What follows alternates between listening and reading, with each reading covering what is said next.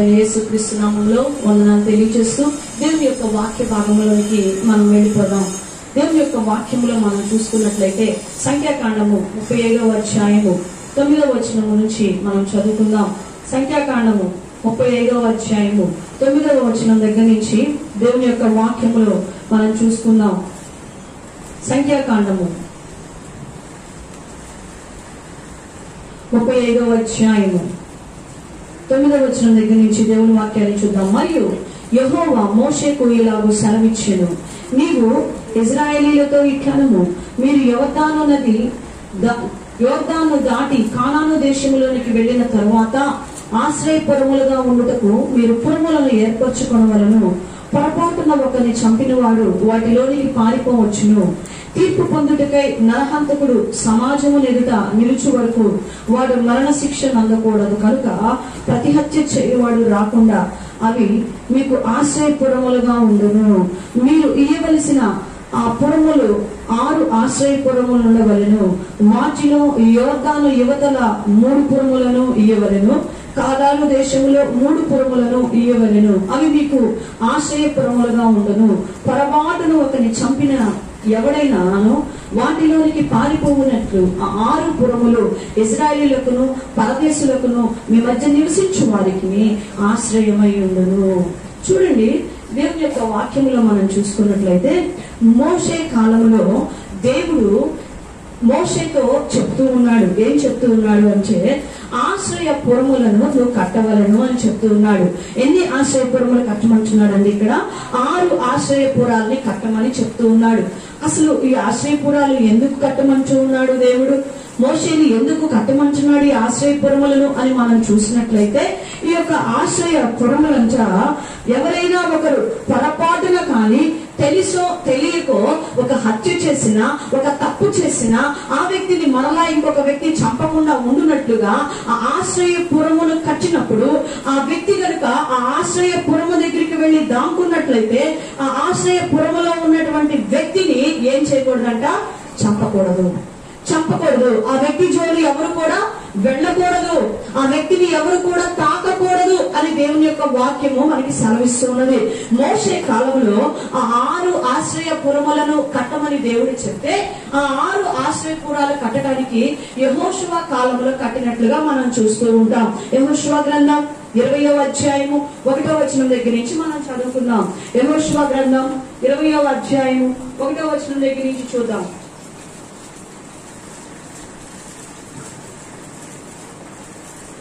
యెహోషువ గ్రంథం 20వ అధ్యాయము 1వ వచనం దగ్గర నుంచి. మరియు యెహోవా యెహోషువకు సెలవిచ్చినదేమనగా, నీవు ఇశ్రాయేలీయులతో ఇట్లనము, తెలియక ఏ పొరపాటున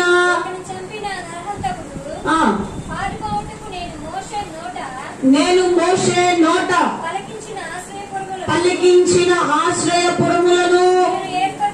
చాలు. ఏ కాలంలో కట్టారంట? యెహోషువ కాలంలో మోషే నోట పలికించినటువంటి ఆశ్రయపురములను యెహోషువ కాలంలో కట్టినట్లుగా మనం చూస్తూ ఉన్నాం. వారు ఎందుకు కట్టుకున్నారు అనేటువంటి విషయాన్ని నేను మీకు చెప్తూ వచ్చాను. ఎవరైనా ఒకరు తెలియక ఒక మనిషిని చంపిన ఎడల, ఒక మనిషితో కలహించిన ఎడల, ఏదైనా చేయకూడనటువంటి తప్పు ఆ వ్యక్తి చేసినప్పుడు ఆ మరొక వ్యక్తి కోపములో, ఆవేశములో ఆ వ్యక్తిని చంపకుండా ఉండాలి అంటే ఆ వ్యక్తి పొరపాటున చేసిన ఆ పనిని బట్టి కానీ, తెలిసి కావాలని చేసిన పనిని బట్టి కానివ్వండి, పరిగెత్తుకుంటూ ఎక్కడికి వెళ్ళొచ్చు అంటండి? ఆశ్రయపురం దగ్గరికి వెళ్ళి దాంకోవచ్చు. ఆ ఆశ్రయపురములు ఎన్ని కట్టమన్నాడు? 6 కట్టమన్నాడు. ఒకటి యోర్దాను 3 ఆశ్రయపురాలు యోర్దాను యువతల కట్టమన్నారు.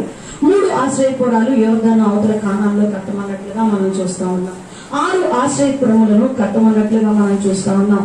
ప్రియమైనటువంటి దేవుని బిడ్డలారా, ఈ రోజు దేవుని యొక్క వాక్యములో ఆ 6 ఆశ్రయపురాల గురించి కనుక మనం చూసుకున్నట్లయితే ఈ 6 ఆశ్రయపురములు కూడాను మరి నేను మీకు వివరిస్తూ ఉంటాను. చూడండి, మొదటి ఆశ్రయపురము పేరు కెదేషుగా మనం చూస్తూ ఉన్నాం. హెబ్రీ భాషలో వ్రాయబడినటువంటి పేర్లు ఎంతో అర్థవంతముగా ఉన్నట్లుగా మనం చూస్తూ ఉన్నాం. దేవుడు కట్టమన్నటువంటి 6 ఆశ్రయపురములలో మొదటి ఆశ్రయపురము పేరు కెదేషు. ఏం పేరండి? కెదేషు అనగా పరిశుద్ధత. కెదేషు అనగా ఏంటండి అర్థం? పరిశుద్ధత అని అర్థము వస్తూ ఉన్నది. చూడండి, హెబ్రీయులకు రాసిన పత్రిక 4వ అధ్యాయము 15వ వచనాన్ని మనము ఒకసారి చూద్దాం. మన ప్రధాన యాజకుడు మన బలహీనతల యందు కాడు గాని సమస్త విషయములలో మన వలనే శోధింపబడినను ఆయన పాపము లేని వాడిగా ఉన్నాడు. కెదేషు అనగా పరిశుద్ధత. ఈరోజు ఆ ఆశ్రయపురము, ఆ యొక్క పేరు కెదేషు అని దేవుడు పెట్టాడు. దాని యొక్క అర్థము పరిశుద్ధతగా మనం చూస్తూ ఉన్నాం. ఈ పరిశుద్ధత ఎవరిలో మనకి కనిపిస్తూ ఉన్నది? ఎవరిలో మనకి కనిపిస్తూ ఉన్నది? ఈ రోజు ఒక్కొక్కరము ఒక్కొక్క ఆశ్రయపురాల దగ్గరికి పరిగెత్తాలి అంటే ఇప్పుడు ఈ దినాల్లో మనం పరిగెత్తలేదు.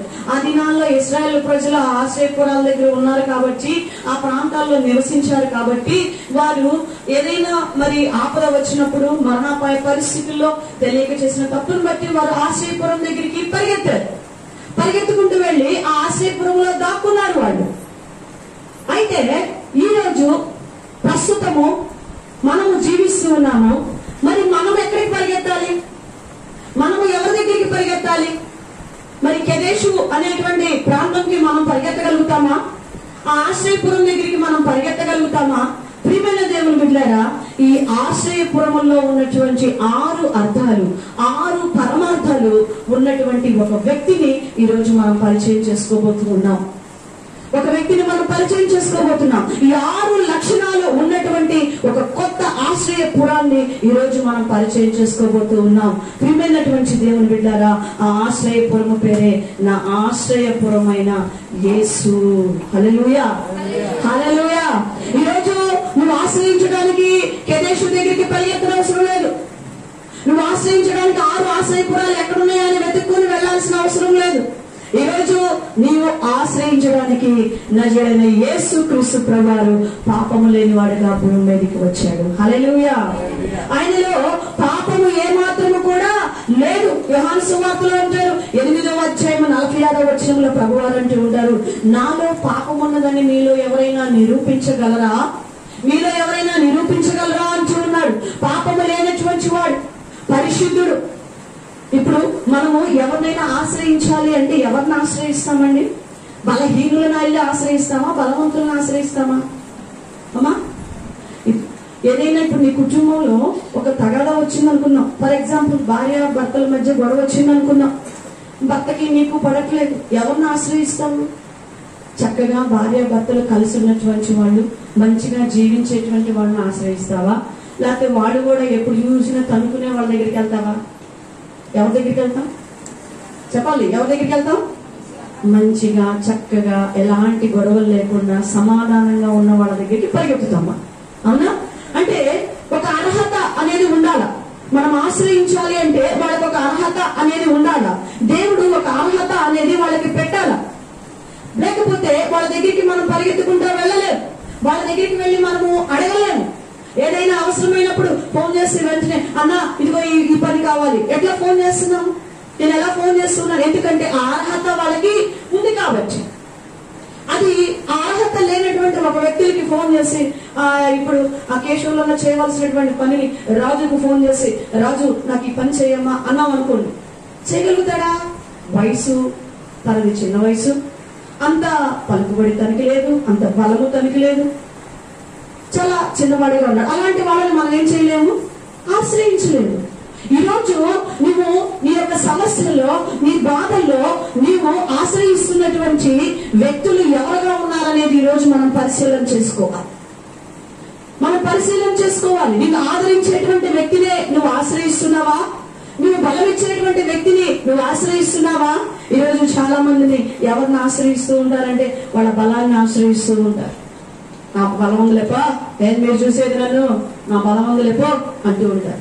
నేను చేసుకోలేనా, నేను బ్రతకలేనా, నేను తెల్లైనా, నేను వండుకోలేనా అని మాట్లాడుతూ ఉంటాం. అంటే వీళ్ళ ఆశ్రయం ఎవరు? వీళ్ళ బలం, వీళ్ళ సంపాదన.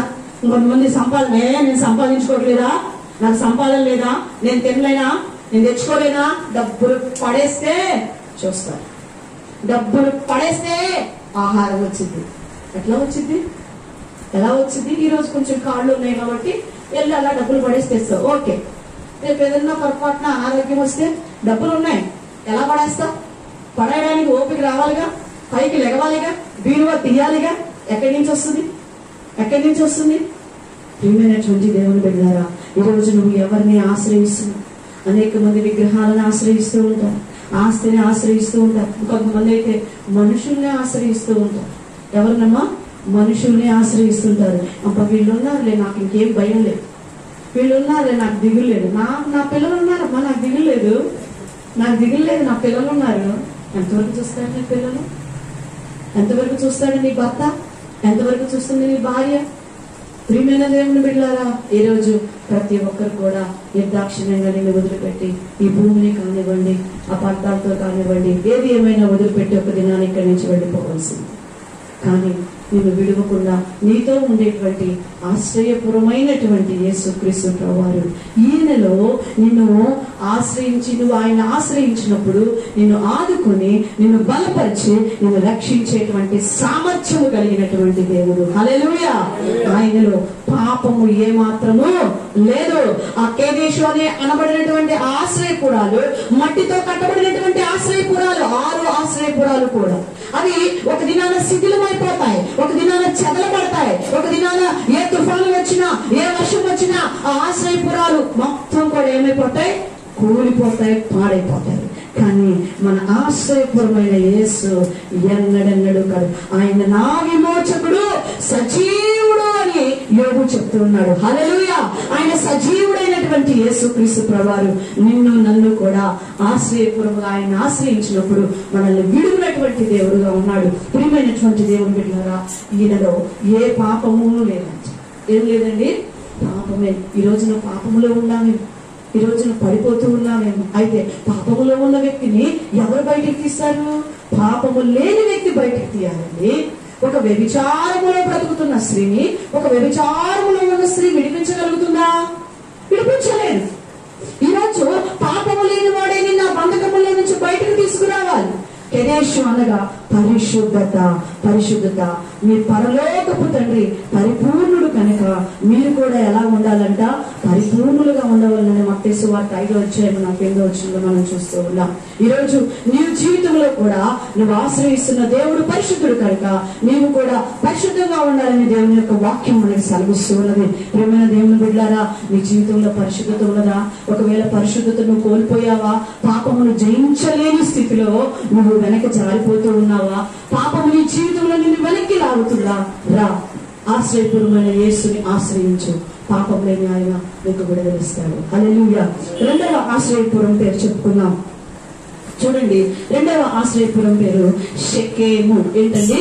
షెకెము అనగా భుజము లేక భారము భరించును అని అర్థం వస్తున్నది. భుజము అంటే ఏంటంటే ఎక్కువగా భారం ఎక్కడేసుకుంటామండి? బరువు అనేది మన యొక్క భుజం మీద. చాలా మంది అంటారు, ఏంటి వాళ్ళ భారం అంతా నేనే మోస్తున్నా, నా భుజాల మీద పడింది, నేను మోస్తున్నా అంటే వాళ్ళు ఇక్కడ కూర్చోబెట్టుకోరు, కానీ ఆ భారము ఏం చేస్తూ ఉంటారు? వాళ్ళు భరిస్తూ ఉంటారు. ప్రియమైన దేవుని బిడ్డలారా, షెకెము అనే ఆశ్రయపురము పేరు భరించున్నది. భుజము, భారము భరించున్నది. ఈరోజు నీ భారము భరించేవాడు ఎవరో తెలుసా? మనం అనుకుంటూ ఉంటాం, మా అమ్మ నాన్న నన్ను భరించారు అని మనం అనుకుంటాం. పెద్ద అయిన తర్వాత నా బిడ్డలు నన్ను భరిస్తున్నారమ్మా అనుకుంటూ ఉంటాం, నా పిల్లలు నన్ను భరిస్తున్నారు. కాదు, నిన్ను భరించేవాడు ఎవరో తెలుసా? ఆయన అంటున్నాడు, చూడుము నా అరచేతుల్లో నేను చెక్కుకొని ఉన్నాను, మూతిమి వచ్చే వరకు నిన్ను మోయవాడను నేనే అంటున్నాడు. హల్లెలూయా! యోహాను సువార్త 1వ అధ్యాయం 29వ వచనంలో మనం చూద్దాం. యోహాను సువార్త 1వ అధ్యాయం 29వ వచనము, లోక పాపమును మోసుకొని పోవు దేవుని గొర్రెపిల్ల. ఆయన మన పాపములు, మన భారములను, మన యొక్క అవసరతలన్నీ కూడా మోసుకొని వెళ్తున్నాడు. ప్రియమైన సహోదరి సహోదరుడా, ఈ రోజు నువ్వు భరించలేనటువంటి భారాలు నీ మీద పడ్డాయా? నువ్వు భరించలేకపోతున్నావా? నువ్వు మొయ్యలేకపోతున్నావా? ఆ భారాలు, ఆ మాటలు, ఆ నిందలు, ఆ ఆర్థిక ఇబ్బందులను మొయ్యలేక కృంగిపోతూ ఉన్నావా? ఈ రోజు దేవుడు చెప్తున్నాడు, ప్రయాసపడి భారము మోసుకున్న సమస్త జనులారా నా ఎద్దకి రండి, నా ఎద్దకి రండి, నేను మీకు విశ్రాంతిని కలుగ చేస్తాను, నేను మీకు విశ్రాంతిని కలుగ చేస్తాను. ఈ రోజు నువ్వు ఏ భారముతో కృంగిపోతూ ఉన్నావో, ఏ సమస్యతో నువ్వు కృంగిపోతూ ఉన్నావో, అయితే దేవుడు ప్రేమామయుడైనటువంటి ఆశ్రయపూర్వమైనటువంటి యేసుక్రీస్తు నిన్ను పిలుస్తూ ఉన్నాడు. రా, నువ్వు వచ్చినట్లయితే, ఆయనను ఆశ్రయించినట్లయితే నీ భారమును ఎవరు మోస్తానంటున్నాడండి? ఆయన మోస్తాను అంటున్నాడు, ఆయన భరిస్తాను అంటూ ఉన్నాడు. కీర్తనకారుడు అంటాడు 68:19 అనుదినము మన భారములను ఆయన భరించుచున్నాడు, ఆయన భరించుచున్నాడు. కీర్తన 55:22 అంటాడు, నీ భారము యెహోవా మీద మోపు. ఎవరి మీద మోపాలంటండి? నీ భారం యెహోవా మీద మోపు. నీ భారం నువ్వు మోసుకోవడానికి ప్రయత్నం చేయబాకు. ఏదో ఒక విధంగా నా భారాన్ని తేలిక చేసుకున్నావులే అని అప్పులు చేసేసేయటం, ఏదో ఒక విధంగా ఆ భారం నుంచి బయటపడదామని ఇంకొక విధంగా చేయొద్దు. ఒక సహోదరి, ఒక వ్యక్తి తన వెంట పడినందుకు, తనని బాధ పెడుతూ తనతో ఉండమని చెప్పినందుకు ఎలాగోలా విడిపించుకున్నామో అని తన సొంత ప్రయత్నంతో ఒకసారి అలవాటైంది. ఒకసారి ఉంటే చాలు అనగానే ఒకసారి ఉన్న సహోదరి ఆ వ్యక్తితో కలిసి పాపం ఒక్కసారి చేసింది. ప్రియమైన దేవుని బిడ్డలారా, అంటే అది తన మెడకి చుట్టుకుంది. తనని బ్లాక్ మెయిల్ చేస్తూ, తనని బెదిరిస్తూ, తనతో ఉండమని ప్రతిసారి కూడా టార్చర్ పెడుతూ వచ్చాడు. తనకు ఎదురైనటువంటి ఆ భారాన్ని, తనకు ఎదురైన సమస్యని, తనకు ఎదురైన ఆ పాపాన్ని జయించడానికి సొంత ప్రయత్నంతో, సొంత ఆలోచనతో వెళ్ళింది. కానీ ఇప్పుడు ఆ భారం ఎట్లా అయిపోయింది? ఇప్పుడు ఎక్కువైపోయింది. తన మెడకి చుట్టుకుంది, జీవితకాలం చుట్టుకుంది. భర్తకి దగ్గర, భార్య బిడ్డల మధ్య ఎక్కడ నెమ్మది లేనటువంటి బ్రతుకు, భయముతో కూడిన బ్రతుకు, దేవుని బిడ్డలు కూడా ఎదురు పడలేనటువంటి బ్రతుకు బ్రతకవలసిన పరిస్థితులు ఏర్పడుతుంది. ఈ రోజు నీ పరిస్థితి ఎలా ఉన్నది? నీ భారములు నువ్వే మోయాలని ఆలోచిస్తూ ఉన్నావా? నాకు తెలుసులే ప్రార్థన చేసుకోవటం, నాకు తెలుసులే జయించడం, నాకు తెలుసులే మొరపెట్టుకోవటం, నాకు తెలుసులే ఎలా రావాలో, నాకు తెలుసులే అని దేవుని సేవకులను ధిక్కరిస్తూ ఉన్నావా? సంఘాన్ని ధిక్కరిస్తూ ఉన్నావా? తల్లిదండ్రులను ధిక్కరిస్తూ ఉన్నావా? దేవుని బిడ్డలు ప్రార్థనా పరులైనటువంటి వారిని. ప్రియమైనటువంటి సహోదరి సహోదరుడా, ఒకసారి ఒక యజమాని ఒక గాడిద ఉన్నదంట. ఆ గాడిద మీద ఉప్పు వేసుకుని జీవనోపాధి చేసుకుంటూ ఉన్నాడు. ఉప్పు వేసుకుని ఆ గాడిదని తీసుకొని వెళ్లి ఆ ఊరిలోకి వెళ్లి అమ్ముకొని వస్తూ ఉంటాడు. అతను ఒంటి దగ్గర నుంచి ఆ ఊరిలోకి వెళ్ళాలంటే ఒక కాలవ దాటుతూ వెళ్ళాలి. అయితే ఈ గాడిద రోజు ఆ భారాన్ని మోస్తూ ఉంది. ఆ యొక్క ఉప్పు భారాన్ని భరిస్తూ తీసుకుని వెళ్తూ ఉన్నది. చక్కగా యజమాని అమ్ముకొని వచ్చేటప్పుడు దానికి కావలసినటువంటి మంచి ఆహారాన్ని తీసుకొని వస్తూ ఉన్నాడు. వచ్చి చక్కగా దానికి మంచి మేత వేస్తూ చక్కగా దాన్ని చూసుకుంటూ ఉన్నాడు. అయితే ఒకరోజు ఈ గాడికి ఒక ఆలోచన వచ్చింది. ఏంటి, నేను కష్టపడి భారం మోస్తుంటే, నేను మోస్తుంటే యజమాని ఏంటి బాగా బతుకుతున్నాడు, చక్కగా బాగా తింటున్నాడు, నేను మొయ్యాల్సి వస్తుంది, రోజు నేనే మొయ్యాల్సి వస్తుంది అని చెప్పి ఈ గాడిద ఏం చేసిందంటే మనసులో అనుకొని నడుస్తూ ఉంది. ఒకరోజు నడుచుకుంటూ ఉన్నప్పుడు ఆ నీళ్ళల్లో నలిదాడుతున్నప్పుడు పొరపాటున ఒక రాయి తగిలి ఆ కాలు కొంచెం కిందికి వంగి పడిపోయింది. ఆ నీళ్ళల్లో పడిపోగానే ఈ ఉప్పు బస్తా కూడా ఏమైపోయింది? నీళ్ళల్లో పడిపోగానే ఆ ఉప్పు చాలా వరకు ఆ నీటికి కరిగిపోయింది. ఏమైపోయింది? కరిగిపోయేసరికి ఆ బస్తా దాని మీద ఉన్నటువంటి ఆ భారం ఏమైపోయింది? తేలికైపోయింది. ఆహా, ఇదేదో భలే బాగుంది, ఉప్పు కరిగిపోగానే నా మీద ఉన్నటువంటి భారం తగ్గిపోయింది అని చెప్పి ఆలోచించుకొని రెండో రోజు ఏం చేసిందంటే అలానే వస్తూ మరలా ఆ కాళ్ళ దగ్గరికి రాగానే జారిపడినట్టు యాక్షన్ చేసింది. మళ్ళా ఉప్పు ఏమైపోయింది? నీళ్ళలో పడి కరిగిపోయింది. ఇలా రోజు అలానే చేస్తుంది. అది గమనించాడు యజమాని. గమనించి, ఓహో, ఇది భారం తగ్గించుకోవడానికి ఇలాంటి ప్రయత్నం చేస్తుందా, ఇది ఇలా ఉంటుందా, దీనికి ఇంతసేపు నేను తిండి పెడుతూ ఎక్కడా బాధపడకుండా ఆ వెంటనే అమ్మేసుకొని దానికి కావాల్సిన ఆహారాన్ని నేను తీసుకొస్తూ మధ్యలో మంచినీళ్ళు పెడుతూ చక్కని చెట్టు కింద పెడుతూ దీన్ని నేను ఎంత బాగా చూసుకున్నానంటే ఇది ఇలా చేసిద్దా అని ఆలోచించుకొని ఒక్క దెబ్బ కూడా వేయలేదంట గాడిదని, ఒక్క తిట్టు కూడా తిట్టలేదంట గాడిదని. ఏం చేశాడంటే ఒకరోజు ఆ ఉప్పు బస్తానికి బదులుగా ఏం చేశాడంటే కాటన్ పెట్టేశాడంట. ఏం పెట్టేశాడు? దూది పెట్టేశాడు. దూది పెట్టేసి ఆ దూది బస్తాన్ని ఆ గాడిద మీద వేశాడు. ఏంటనే గాడిద భలే తేలిగ్గుందే ఈరోజు, అబ్బో ఈ మూట భలే బాగుందే, చాలా తేలిగ్గుందే అనుకుని ఏంటో ఎంత తేలిగ్గా ఉంది అని చెప్పేసి అని ఇంకా నేను వాటర్లో పడితే ఇంకా తేలికైపోతుంది కదా అనుకుంది. సేమ్ యథా ప్రకారంగా వాటర్ దగ్గరికి వెళ్ళగానే ధవామని పడింది. అంతే ఆ నీటిలో ఈ దూది బస్తా ఏమైపోయింది? మునిగిపోయి ఇప్పుడు గోతం ఏమైపోయిందండి? బరువు అయిపోయింది. దూది వాటర్ లో మునిగితే ఏమవుతుంది? బరువు అయిపోతుంది. అంతే ఆ బరువు గోతం తీసి గాడి మీద వంగిపోయిందంట. వంగిపోయి బాబోయ్ ఇదేంటి, నేను రోజు మోసే గోతం కంటే ఈ గోతం ఇంకా చాలా బరువుగా ఉందే అనుకుందంట. రెండో రోజు కూడా అలానే పడిందంట. రెండో రోజు బరువు అయిందంట. మూడో రోజు పడిందంట. మూడో రోజు అలానే బరువు అయ్యేసరికి చిచ్చి ఇక పడకూడదు ఏమనుకుంది? ఇక పడకూడదు అనుకుందంట. ఇక చక్కగా నడుచుకుంటా వెళ్తుందంట. అది గమనించిన యజమాని మరలా ఉప్పు బస్తా పెట్టాడంట.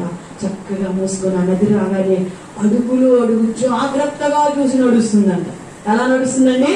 అడుగులు అడుగు జాగ్రత్తగా చూసి నడుస్తూ ఉన్నది. ఈరోజు తన మీద ఉన్న భారాన్ని సొంత ప్రయత్నంతో వదిలించుకోవాలని చూసింది గాడిద కదా. ఈరోజు గాడిదలాగా మనం కూడా మన సొంత ప్రయత్నాలు చేస్తున్నామేమో, జాగ్రత్త.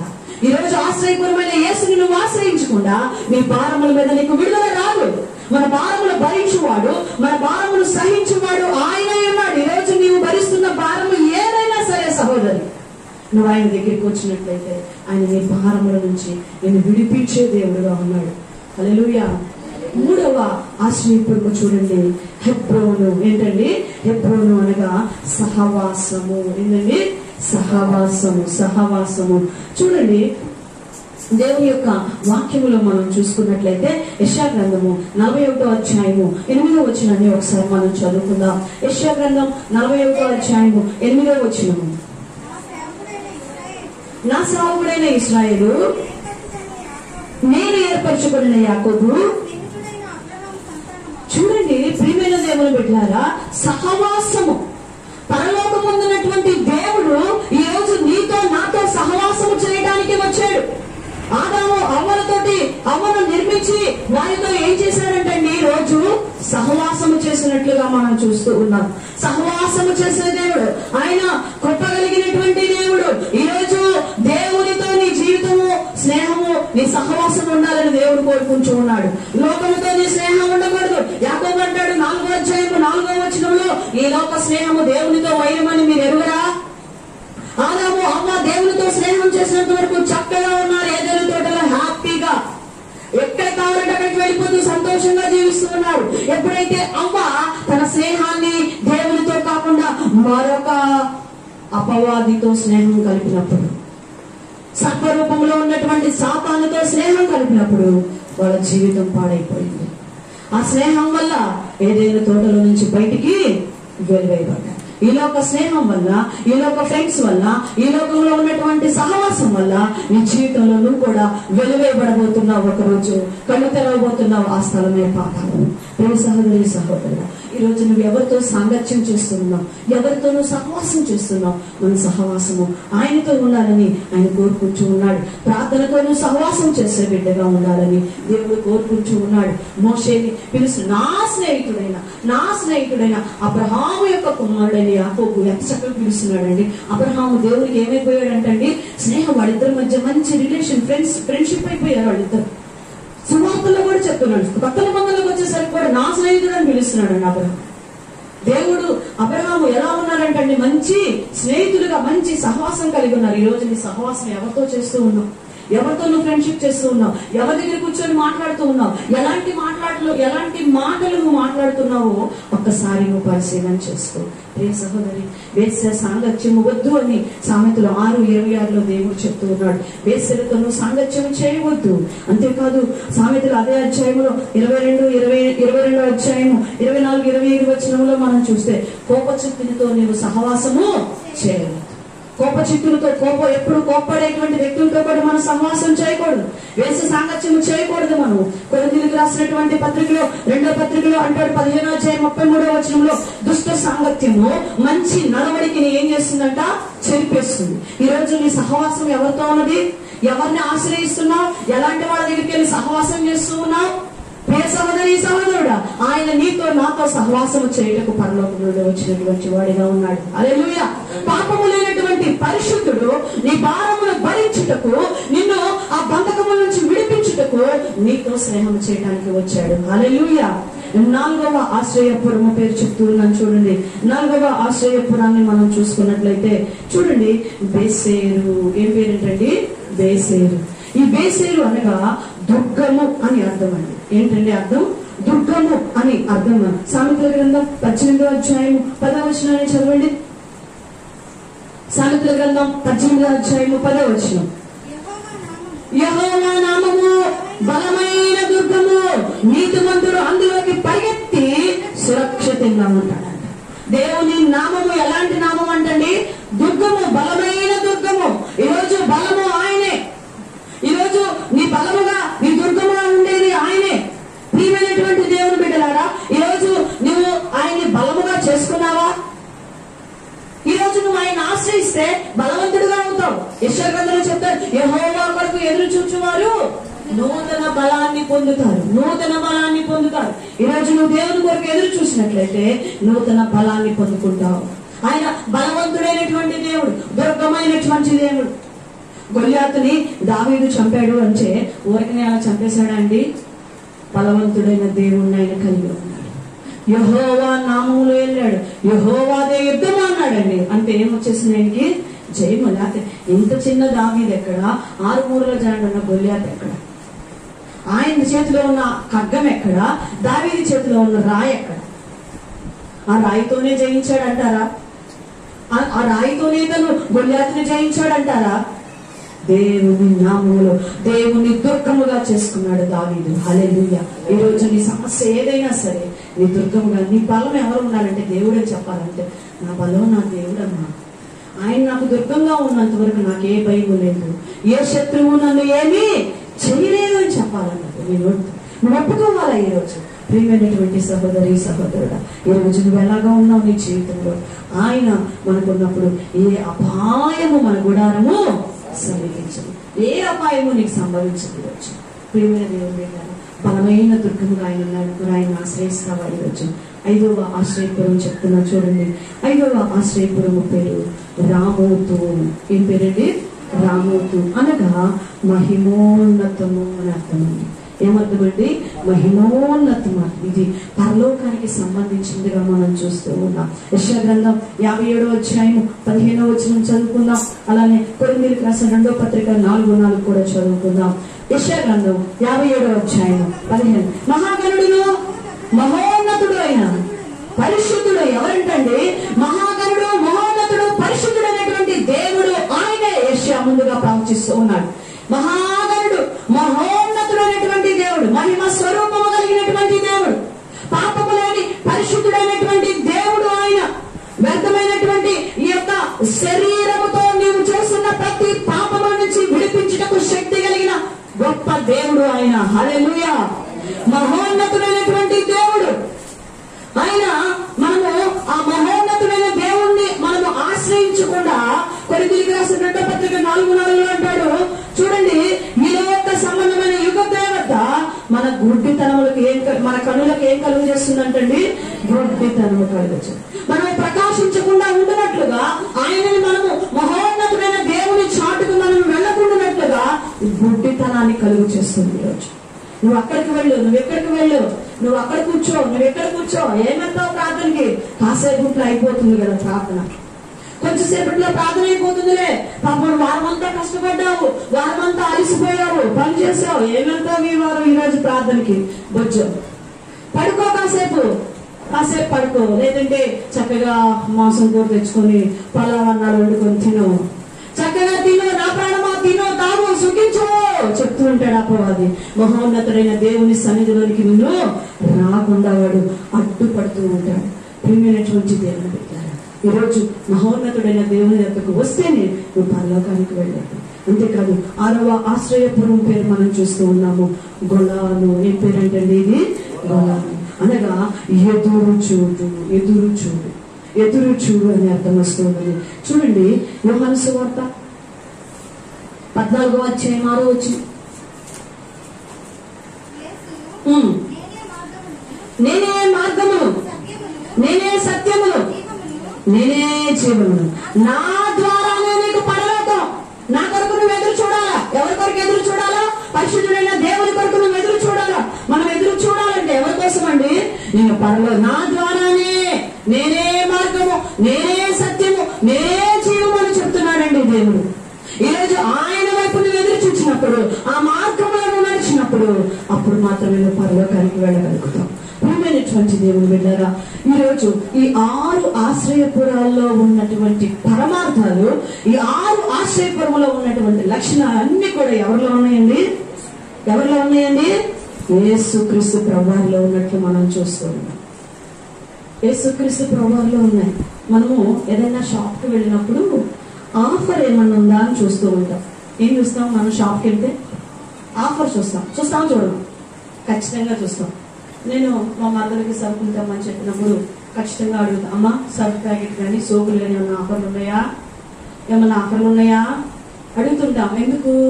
కొంచెం ఫ్రీగా కొద్దిగా ఎక్కువ వస్తాయని, కొంచెం డబ్బులతోటి ఎక్కువ వస్తాయని కదా.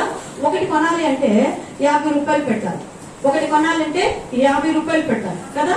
అదే మనము 6 కొన్నాం అనుకోండి, తగ్గించేసి 200కే ఆఫర్ అన్నారు అనుకోండి, అప్పుడు మనకి ఎంత మిగులుతున్నాయి? 100 రూపాయలు మిగులుతుంది కదా. 100 రూపాయలు మిగులుతున్నాయి. టాబ్లెట్స్ 6 రకాలు వాడాలని 1, 2, 3, 4, 5, 6 టాబ్లెట్లు ఇచ్చారనుకోండి, అవన్నీ మింగటం మనకి ఎలా ఉంటుంది? కష్టంగా ఉంటుంది. ఆ మెడిసిన్ అంతా కలిపి ఒక టాబ్లెట్ లో కొన్ని టాబ్లెట్స్ ఉంటాయి కదా. ఆ మెడిసిన్ కూడా ఇందులో ఉందండి, ఆ యొక్క విటమిన్ కూడా ఇందులో ఉందండి అని అన్నిటికి కలిపి ఒకసారి ఒకటే ఇస్తారు. అప్పుడు మనం ఆ ఒక్కటి హ్యాపీగా వేసుకుంటాం, అన్ని వేసుకుంటాం కదా. అవునా? ఒక టికెట్ మీద ఫ్యామిలీ మొత్తం ఫ్రీ, టికెట్ ఒకటే. ఒక టికెట్ మీద ఫ్యామిలీ మొత్తం ఫ్రీ అంటే అది తీసుకుంటావా? లేకపోతే ఒక టికెట్ వచ్చి అంత డబ్బులు పెట్టి కొనుక్కుంటావా? ఎలా కొంటాం? ఫ్రీ. మరి ఈరోజు 6 ఆశ్రయపురములు కలిపి ఒకే ఆశ్రయపురం మన నజరేయుడైన యేసుక్రీస్తు ప్రభువు. హల్లెలూయా. ఈరోజు నీ జీవితంలో ఆ పరిశుద్ధత నీకు కలగాలి అంటే, ఆ భారం నుంచి నువ్వు విడుదల పొందాలి అంటే, నీ జీవితంలో దేవునితో సహవాసము కలిగి ఉండాలి అంటే, మహోన్నతుడైనటువంటి దేవుడిని నువ్వు కలిగి ఉండాలంటే, పరలోక రాజ్యంలో ప్రవేశించే బిడ్డగా నీవు ఉండాలి అంటే ఒకే ఒక మార్గం, నజరేయుడైన యేసుని నువ్వు ఆశ్రయిస్తే చాలు. హల్లెలూయా. ఈరోజు నజరేయుడైన యేసుక్రీస్తు ప్రభువుని నువ్వు కలిగి ఉంటే చాలు. ఇక ఏ ఆశ్రయపురాలు మనకు అవసరం లేదు. హల్లెలూయా. ఏ ఆశ్రయపురాలు మనకు అవసరం లేదండి. ఏ రోజు ఉన్నాయో లేవో మనకు తెలియదు. అవునా? ఈ రోజు ఇశ్రాయేలు ప్రజలు కట్టిన అసలు ఆశ్రయపురాలు నిల్చున్నాయా పడిపోయినాయో కూడా మనకు తెలియదు. యెరూషలేము దేవాలయాన్ని చాలా సార్లు బాగు చేశారు, పడిపోయిన దేవాలయాన్ని బాగు చేసినట్లుగా కూడా మనం చూస్తూ ఉన్నాం. ఈ రోజు మరి ఆ ఆశ్రయపురంలో ఉన్నాయో లేవో కూడా మనకు తెలియదు. అయితే ఆయన మరణించిన తిరిగి లేచిన దేవుడు. హల్లెలూయా. 3వ రోజు తిరిగి సజీవుడై లేచినటువంటి గొప్ప దేవుడు, మన విమోచకుడు, సజీవుడు. ఈ రోజు నువ్వు ఆశ్రయించాల్సిందే యేసుక్రీస్తు ప్రభువుని. 6 అనే సంఖ్యకి మన బైబిల్ గ్రంథంలో ఒక పరిపూర్ణత అనేది చేకూరలేదు. 7 అనే సంఖ్యకి ఒక పరిపూర్ణతనిచ్చినట్లుగా మనం చూస్తూ ఉన్నాం, సంపూర్ణతనిచ్చినట్లుగా మనం చూస్తూ ఉన్నాం. దేవుడు కూడా, యెహోవా దేవుడు కూడా సృష్టిని ఎన్ని రోజులు? 6 రోజులు సృష్టి చేసి 7వ రోజు ఏం చేశారంట? విశ్రాంతి తీసుకున్నాడు. అనగా అప్పుడు ఏమైపోయింది? సంపూర్ణమైపోయింది. దేవుడు చేసినటువంటి పనికి సంపూర్ణంగా మనం చూస్తూ ఉన్నాం. ప్రకటన గ్రంథంలో కూడా మనం చూస్తే ఎక్కువగా 7 7 7 7 7 కనిపిస్తాయి. 7 సంఖ్యలు, 7 ఊరలు, 7 ముద్రలు, అన్ని 7 7 మనం ఎక్కువగా చూస్తూ ఉంటాం. ప్రియమైన దైవం బిడ్డలారా, ఈ రోజు 7 అనగా సంపూర్ణము. 6 ఆశ్రయపురముల వల్ల ప్రజలకి సంపూర్ణమైన ఆశ్రయపురము దొరకలేదు. మానవుల చేత నిర్మింపబడినటువంటి ఆశ్రయపురములను ఆశ్రయించడం వల్ల ఆ మనిషి పరిపూర్ణముగా రక్షింపబడలేదని పరలోకమున్నటువంటి దేవుడు, తండ్రైనటువంటి దేవుడు తన ప్రియకుమారుణ్ణి ఈ లోకానికి మన కొరకు పంపించాడు. హల్లెలూయా. ఆయన ద్వారా నీకు సంపూర్ణమైనటువంటి విడుదల, ఆశ్రయము దొరుకుతుంది.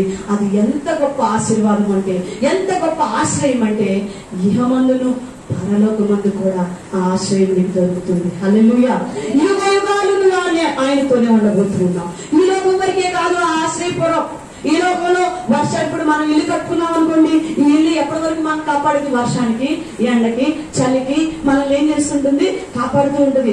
సిగ్గుకి, అన్నిటికీ మనకి గృహాలని కాపాడుతూ ఉంటుంది. మరి ఇదే గృహం చనిపోయినప్పుడు మనల్ని కాపాడిద్దా? మనతో వచ్చేసిద్దా? రాదు. ఇది ఇక్కడ వరకే. కానీ యేసుని నువ్వు ఆశ్రయిస్తే ఇక్కడే కాదు ఆయన నిన్ను ఆదుకునేది, పరలోకంలో కూడా ఆయనతో పాటు ఉండబోతున్నావు. హల్లెలూయా, హల్లెలూయా. ఈరోజు దేవుని నువ్వు ఆశ్రయించే బిడ్డగా ఉండాలని దేవుడు కోరుకుంటున్నాడు. పరలోకములో నువ్వు చేరినట్లుగా, రక్షింపబడినట్లుగా ఆయన ఆశ్రయించాలని కోరుకుంటున్నాడు. ఆయన శాశ్వత కాలము ఉండేటువంటి దేవుడు కాబట్టి ఆయన ఆశ్రయించాలని దేవుడు కోరుకుంటున్నాడు. ఈరోజు నువ్వు ఎవరిని ఆశ్రయిస్తున్నావు, ఎవరిని నీవు ఆశ్రయిస్తున్నావో, ఎవరిని నిజమైనటువంటి ఆశ్రయపురంలో నువ్వు చేసుకున్నావో ఒకసారి పరిశీలన చేసుకో. ఇర్మియా గ్రంథం 4వ అధ్యాయం ఒక మాట మనం చదువుకుందాం.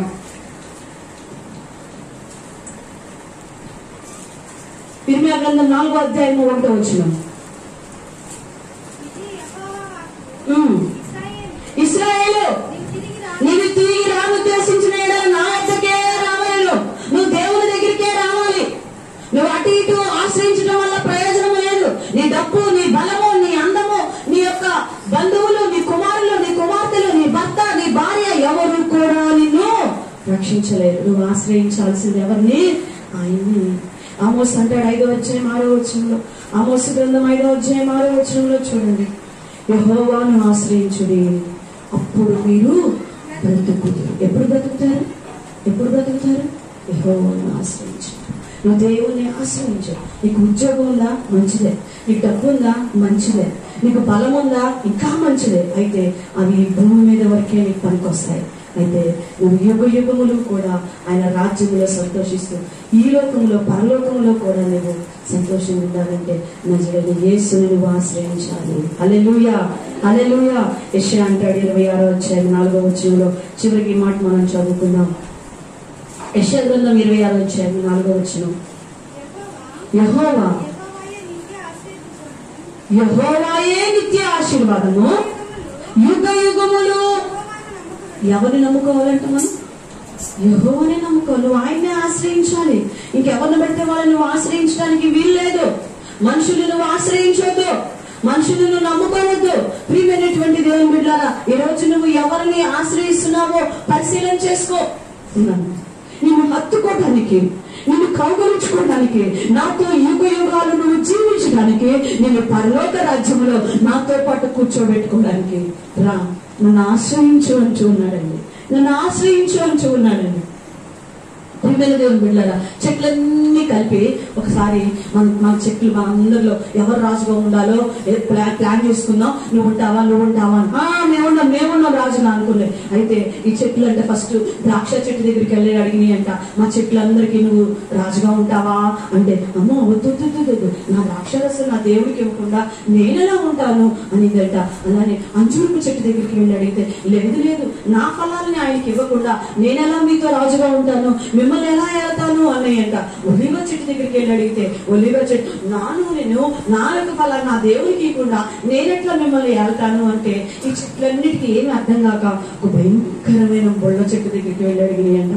ఆ చెట్టు ఉందంట, నేను మీకు రాజుగా ఉంటాను, రండి నా చెట్టు నీడకు వచ్చేయండి, నా చెట్టు నీడ బాగుండదు రండి అంటుందంటండి ఆ చెట్టు. ప్రియమైన దేవుని బిడ్డలారా, ఈ రోజు నువ్వు ఆశ్రయించే ఆశ్రయం కూడా అలానే ఉంటుంది. నువ్వు ఆశ్రయించే ఆశ్రయం ముళ్ళ చెట్టు కింద మనం సేద తీర్చుకోలేం. అసలు నిలబడలేం, ఆ చెట్టు దగ్గర నిలబడలేం. ప్రియమైన దేవుని బిడ్డలారా, ఈరోజు నువ్వు ఆలోచించే ఆలోచనతో ఆశ్రయించే ఆశ్రయాలు అలాంటివే. అయితే నీ కొరకు నా కొరకు ప్రాణం పెట్టిన దేవుడు, నీ కొరకు నా కొరకు రక్తం చిందించిన దేవుడు, ఆయనను నువ్వు ఆశ్రయిస్తే ఇహ ముందు పరమందు కూడా నువ్వు క్షేమంగా ఉంటావు. హల్లెలూయా, హల్లెలూయా. 6 ఆశ్రయపురముల వల్ల ఎక్కడ సరైనటువంటి ఆశ్రయము దొరకలేదు మానవునికి, సంపూర్ణమైన ఆశ్రయము దొరకలేదు మానవుడికి. అందుకే 7 ఆశ్రయపురముగా యేసు ప్రభువారు భూమి మీదకి రావాల్సి వచ్చింది. ఆయన ద్వారా ఈ రోజు నువ్వు ఏ సమస్యలో ఉన్నా, ఏ బాధలో ఉన్నా, ఏ అవసరతలో ఉన్నా రా, ఆయన పిలుస్తున్నాడు. ఆయన నువ్వు ఆశ్రయించు. ఈ రోజు నీకు విడుదల, విమోచన జరుగుతుంది. మోకరించండి, ప్రార్థన చేసుకుందాం. దేవుని సన్నిధిలో, ప్రభు సన్నిధిలో ప్రార్థన చేసుకుందాం. కళ్ళు మూసుకొని మోకరించి చేతులు జోడించి ప్రతి ఒక్కరిని కూడా ప్రార్థన చేసుకుందాం. మహాపరిశుద్ధుడా, ప్రేమ నమ్మకం కలిగిన మా ప్రియ పరలోకపు తండ్రి, మీ ఘనమైన నామమునకు వందనములు, కృతజ్ఞతలు, స్తోత్రాలు చెల్లించుకుంటున్నాము. సర్వోన్నతులకు, సర్వశక్తిమంతులకు తండ్రి, ఆశ్రయపురములు ఇదిగో భూమి మీద మోషే నాయన యెహోషువ ద్వారా 6 ఆశ్రయపురములు కట్టబడినప్పటికీ నాయన 6 ఆశ్రయపురముల వల్ల ఎలాంటి విడుదల, ఎలాంటి విమోచన, సంపూర్ణమైనటువంటి విడుదల వారికి దొరకలేదు కనుక అందుకే ఈ రోజు ఈ స్థితిలో మిమ్మల్ని మీ నుంచి 7వ ఆశ్రయపురంగా మీరు రావాల్సి వచ్చి మా కొరకు భూమి మీదకి వచ్చి సంపూర్ణమైనటువంటి ఆశ్రయ దుర్గముగా మాకు మీరు ఉండడానికి ఇష్టపడినాయన. అయ్యా ఆశ్రయపురంగా ఈ భూమి మీదకి మీరు వచ్చి నాయన నీ ఆశ్రయంలో మేము జీవించినట్లుగా మాకు కృప చూపినందుకు స్తోత్రాలు. మా బిడ్డలు ఏ బాధలో ఉన్నారు ఆయన ఆశ్రయం లేక, నిలువ నీడ లేక, ఇబ్బందులతో, బాధల్లోనైనా, అనారోగ్యములతోనైనా అయ్యో సమస్తాన్ని కోల్పోయి, మనుషుల్ని కోల్పోయి, తల్లిని తండ్రిని కోల్పోయి నాయన ఎంతో మంది బాధపడుతున్నాయన. ఆశ్రయం లేని స్థితిలో నాయన ఉండడానికి గృహాలు లేని స్థితిలో కూడా బాధపడుతూ ఉన్నారు ప్రభా. అప్పులు పల్లెపోయినారు ప్రభా. ఆశ్రయపురమైన యేసు జ్ఞాపకం చేసుకోండి, బిడ్డల్ని మీరు దర్శించండి, బలపరచండి నాయన. నేను ఆశ్రయించినప్పుడు ప్రభా ఏ మేలు మట్టుకోదు ఉండదు నాయన, ఏ దిగులు మాకు లేదు నాయన. అయ్యా సహాయం చేయండి నాయన. ఈ వాక్యం మీద ప్రతి బిడ్డ యొక్క జీవితంలో ఆశ్రయపురంగా నేను చేసుకోవడానికి, నేను అంగీకరించడానికి, నేను నమ్మడానికి సహాయం చేయాలి. ప్రతి బిడ్డను మీరు ఆశీర్వదించి బలపరచమని వేడుకుంటూ యేసు నామములో ప్రార్థన చేస్తున్నాం తండ్రి. ఆమేన్.